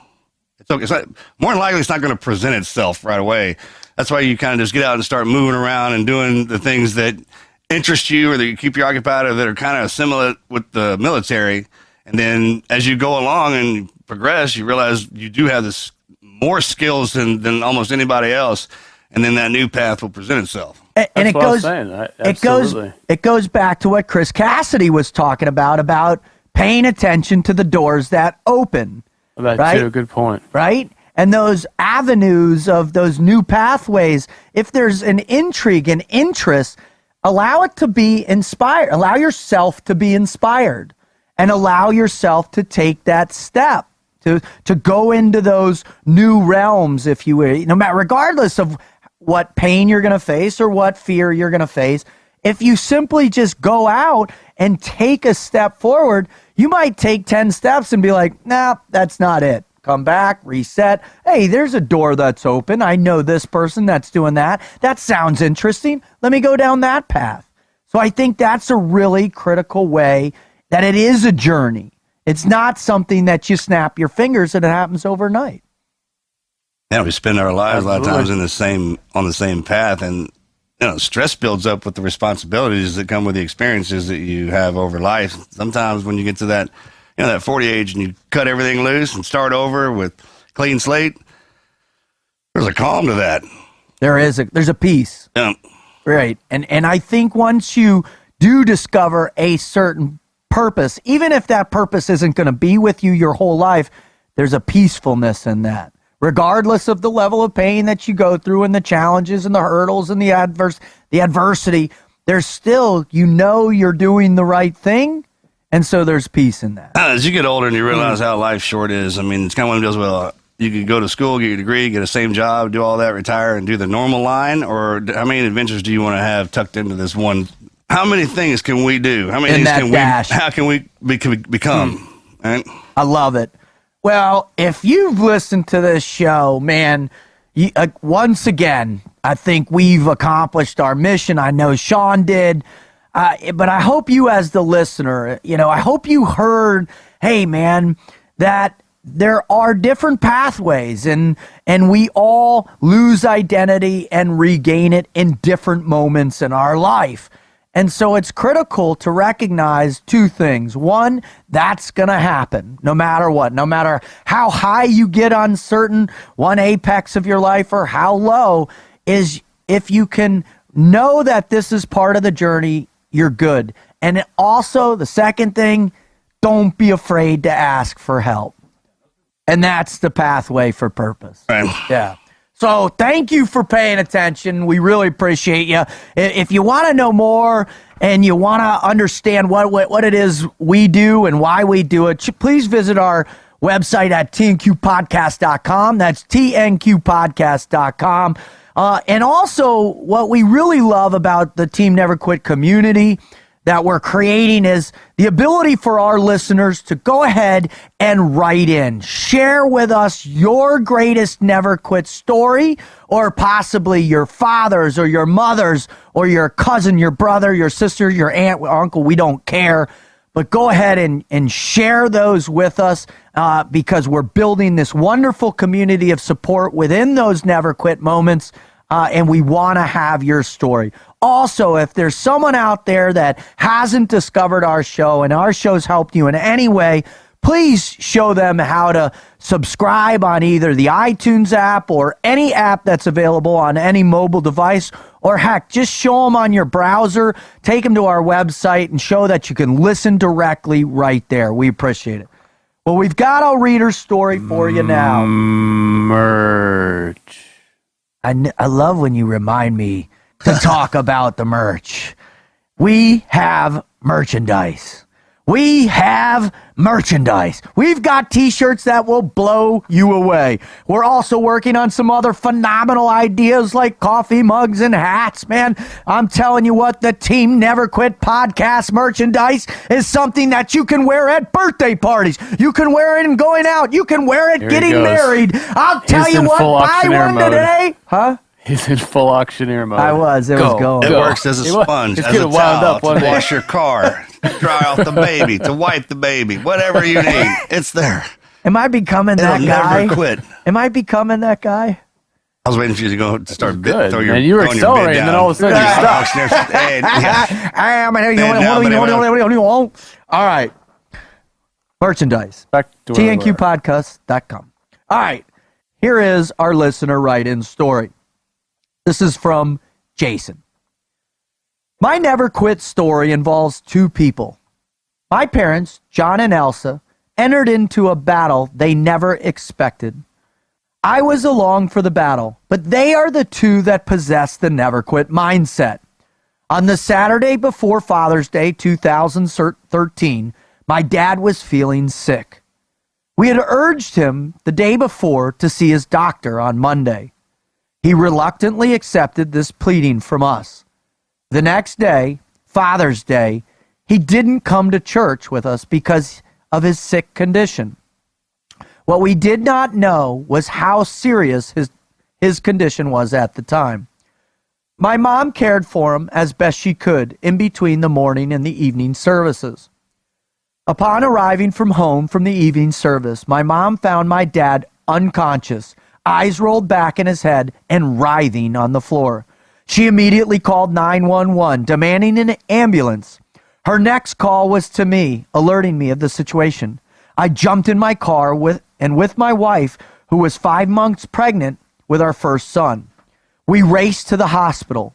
My dad was twitching and completely disoriented. He could not make eye contact and was burning up with a severe fever. They hit him with everything they had, antibiotics, steroids. His breathing slowed and he went into an unsedated coma. They had to do a lumbar puncture to determine the cause of his symptoms. The verdict came to us within a few hours: bacterial meningitis. My dad had the deadliest of meningitis. I started to Google meningitis on my phone because I'd never heard of it before. I found, to my dismay, there was little hope for my dad recovering.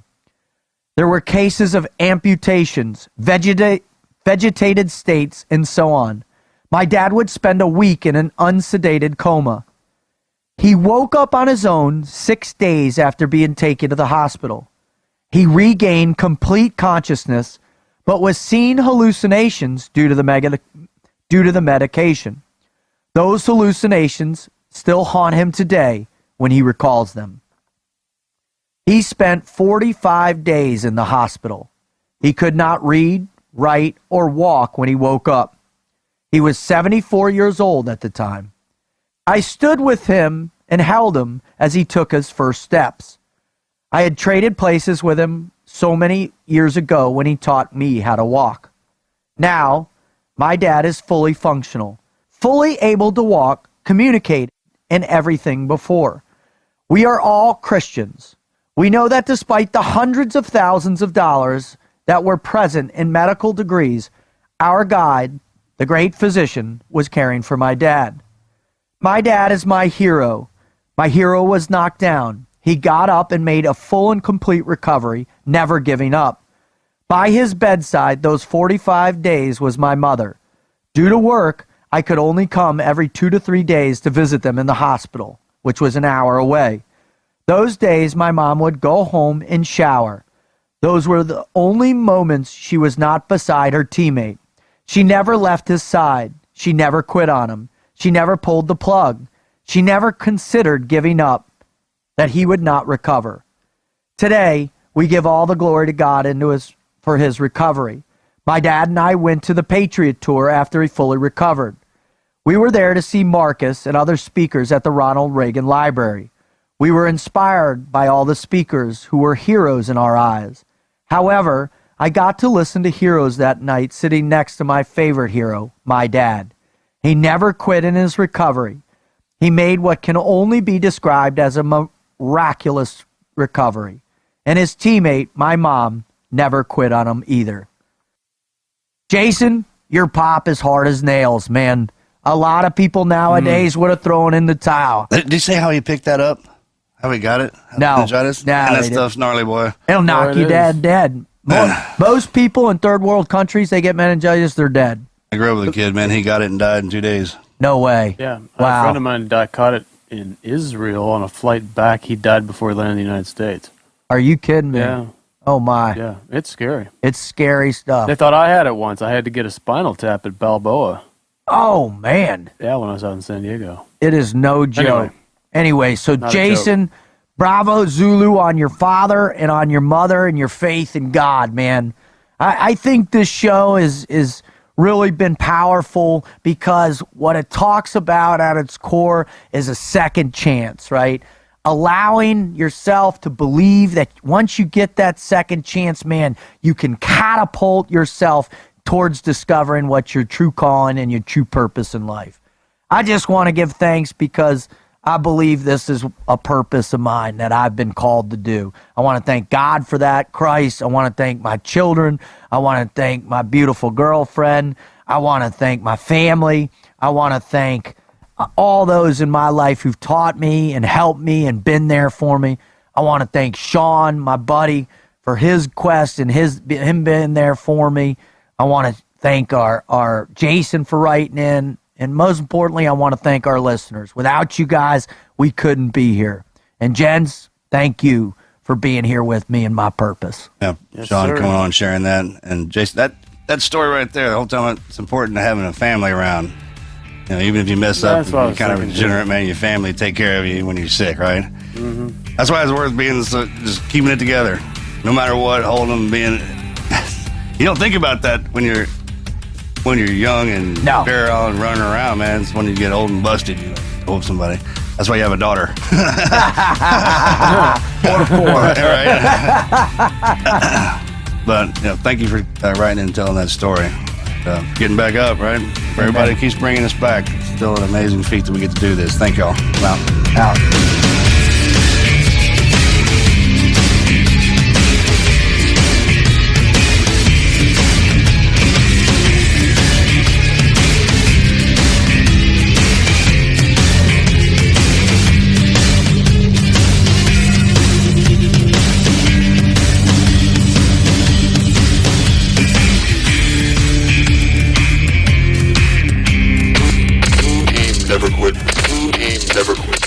Never quit radio.